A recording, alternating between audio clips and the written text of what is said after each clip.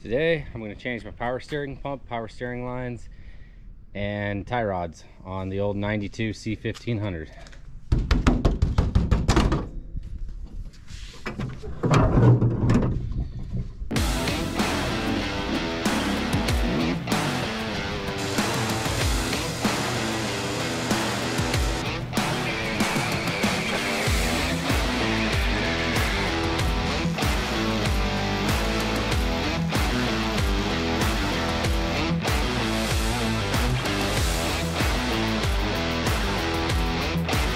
First thing I got to do is pull off the belt.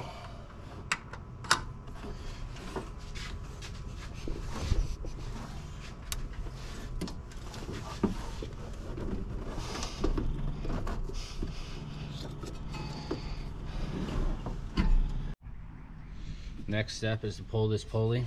I got a puller, I guess. You use a puller for this. Make sure you get the right edges. There's a notch on each side. The one that's a little bit tighter will go towards the pulley. The puller's on the pulley. This would definitely be a lot easier if you remove the fan and the shroud, but I don't feel like it, so I'm not going to.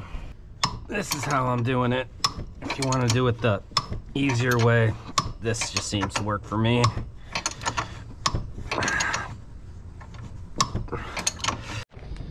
Was able to get the pulley off, still in good condition, but this is why you don't use cheap tools. This one stripped it. First time I've ever used it, stripped it out. It's made of Chinesium, so it's pretty much screwed now, so don't buy cheap tools.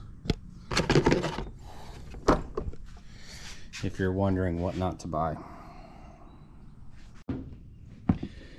3 bolts on the front of this power steering pump. So I lied, you don't actually have to take that one out the back. There's actually 2 out the back. You don't have to take off, they'll just come off with it. So not only am I swapping out a power steering pump, I'm lightening it, because I'm not going to put this bracket back on because this truck's basically a race car, right? I'm replacing these hoses, this one off the power steering pump, so I don't need to take them off the old power steering pump. I'm just going to take them off of the port right here. Then down there, it'll probably be easier to get it from the bottom. So I lied. The pump, the return line, came down here, goes into the frame rail, and then comes back. But I'm deleting all that for weight savings because race car, right? To get this out of the way, just grab it and spin it, and right here. Then I gotta take out this bolt. So maybe some other channel will tell you how to take this out of here without the right way. This isn't it. I'm just gonna sawzall it off and then pull it out of here, because the only way I can figure to get this out intact is to take the bumper off. I'm not doing it. Tech tip: when cutting lines that possibly still have oil in it, just send it. It will lubricate your cutting blade. Once you remove the old power steering pump and the lines, make sure you get these O-rings out, because if you double O-ring it, it'll leak. But I got it out. This is what it was all in the frame. Nothing really important, just an extra line. I think it's just for more capacity or something like that in the lines, but engineers figured that out. I think I don't need it. Before I actually install the power steering pump, I'm gonna loosely install all the hardware. It can still move real easy, still spin and everything. I just want to get it on there so I can make sure the O-ring's in there before I install it, and make sure everything kind of fits. And then now I'm gonna go install it.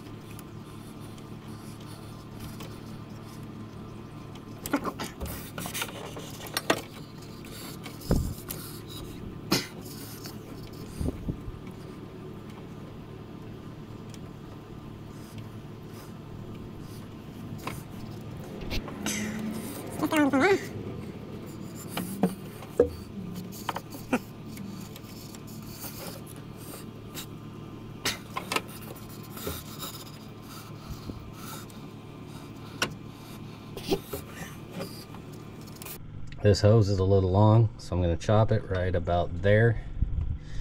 Give me plenty of room. Got all the hoses on there. They're tight, they're fitted, they seem to be all in the right position. I don't think they'll hit anything, so I'm going to add a bunch of fluid to it and then put on the pulley. To get the pulley back on, I'm using a bolt and a nut and that little spin-on washer that comes with the kit. The spin-on washer is handy, so it has a bearing in it, so when you twist the bolt, it doesn't necessarily have to twist this, or you don't want to twist the actual pulley and the mounting surface the pulley goes on. So you just tighten this and it'll spin and allow your pulley to spin, but not your bolt. So before you put your pulley on, even a little bit, make sure you tighten these bolts. They're kind of a pain in the butt to get to without it, with the pulley on. I'm gonna do the first startup. Let's see if we have any leaks.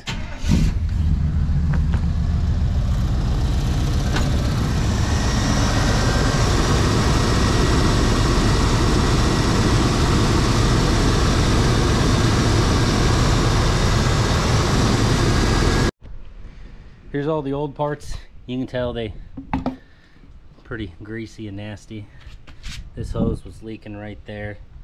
Well, and pretty bad. It's leaking out the back of the power steering pump right there.